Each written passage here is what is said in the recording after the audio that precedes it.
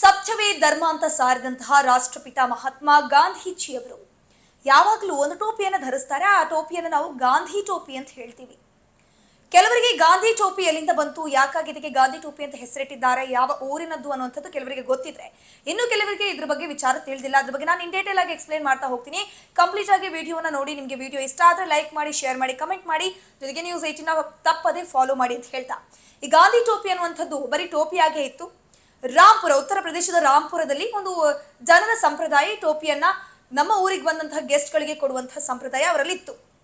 So ಹಾಗೇನೆ ಮಹಾತ್ಮ ಗಾಂಧೀಜಿಯವರು ಕೂಡ ಆ ಒಂದು ರಾಂಪುರಕ್ಕೆ ಬರ್ತಾರೆ. ಅವರ ಅದ್ದೂರಿ ಸ್ವಾಗತ ಕೋರಲಾಗುತ್ತೆ. ಅದ್ದೂರಿ ಸ್ವಾಗತದ ಜೊತೆಗೆ ಅವರನ್ನ ಈ ಒಂದು ಟೋಪಿ ಹಾಕಿ ಸನ್ಮಾನಿಸಲಾಗುತ್ತೆ. ಅದಾದ್ಮೇಲೆ ಗಾಂಧೀಜಿಯವರು ಅದೇ ಟೋಪಿಯನ್ನ ಬಳಕೆ ಮಾಡಿಕೊಂಡು ಒಂದಷ್ಟು ಸ್ವಾತಂತ್ರ್ಯ ಚಳವಳಿಗಳಲ್ಲಿ ಭಾಗಿಯಾಗ್ತಾರೆ, ಪ್ರತಿಭಟನೆಯನ್ನ ಮಾಡ್ತಾರೆ. ಸೊ ಹೀಗಾಗಿ ಗಾಂಧೀಜಿಯ ಜೊತೆಗೆ ಗಾಂಧಿ ಹಾಕಿದಂತಹ ಟೋಪಿ ಕೂಡ ಫೇಮಸ್ ಆಗಿ ಅದು ಗಾಂಧಿ ಟೋಪಿಯಾಗಿ ಪರಿವರ್ತನೆ ಆಗಿದೆ.